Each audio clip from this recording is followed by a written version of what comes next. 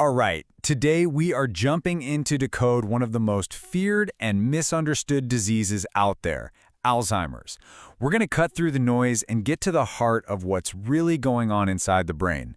So, let's get right to it. I want to start with just this one number, 20. 20 years. What do you think that means? It's a bit of a mystery, right?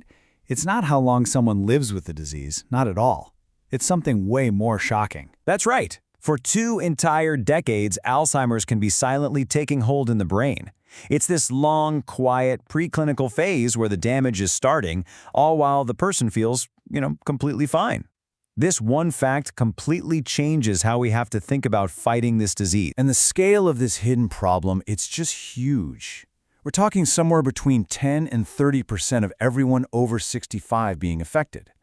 So this isn't some rare thing, it's a massive public health challenge. So the real question is, what is actually happening in the brain during those 20 silent years? Well, to really understand this, we've got to meet the prime suspect in this whole story. And here's the thing.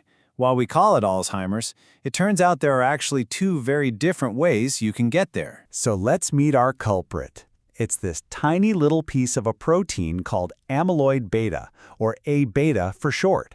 You got to remember this name, because this little guy is the absolute central character in the Alzheimer's story. How the brain deals with it, well, that's everything. Okay, so the disease really splits into 2 main types.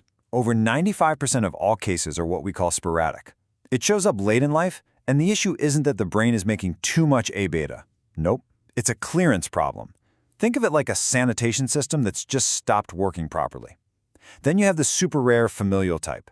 This is a processing problem, where genes are basically forcing the brain to overproduce A-beta starting at a much, much younger age. So, since that sporadic form is the one almost everybody gets, let's focus on that clearance failure.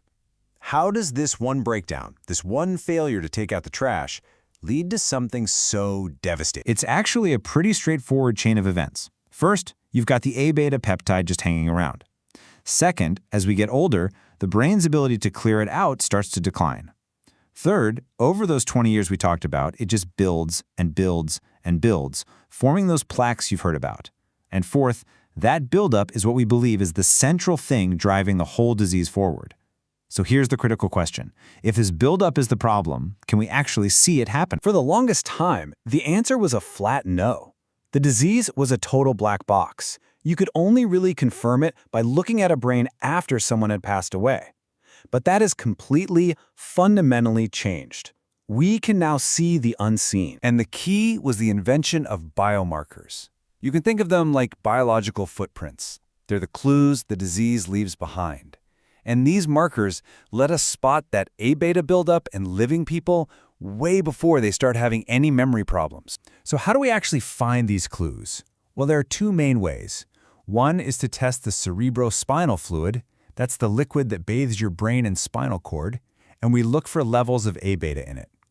The other, which was a massive, massive leap forward, is using a special kind of brain scan, a PET scan, to literally see the amyloid plaques in the brain. I mean, this ability to actually see the amyloid in a living person's brain, which really kicked off around 2004, was nothing short of a revolution.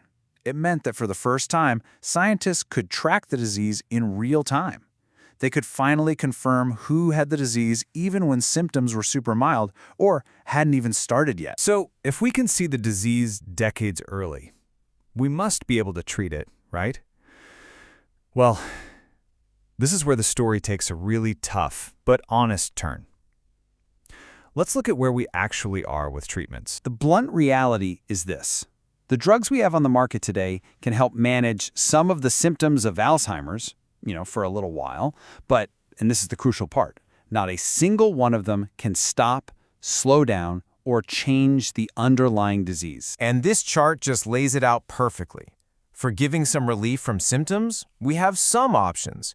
But for actually modifying the disease, for stopping that A-beta buildup and the damage it causes, we're currently at none. A big 0. So because we can't stop the disease yet, what we do instead is focus everything on quality of life. That means giving tons of support to the patient and their family, their caregivers, and it means really aggressively treating other health problems that can make dementia worse, like heart and blood vessel issues. It's a strategy of care, not cure. But is that where the story ends? Nope. This brings us right back to where we started, that 20-year gap. The very thing that seems so terrifying at first might actually be our greatest weapon, our greatest source of hope. Just think about it. We can now detect the A-beta buildup early, and we know there's this incredibly long preclinical phase. You put those two things together, and what do you get? You get a window of opportunity, a 20-year window where we could, theoretically, intervene before the real damage is done. This totally reframes the goal from treatment to outright prevention. And that, right there, is the big question driving all the research today. We can see the enemy long before it attacks. The challenge now is to build the weapon that can take it out inside that 20-year window. Will this be the key to turning Alzheimer's from a devastating disease into a preventable condition? That's the billion-dollar question. Thanks for tuning in.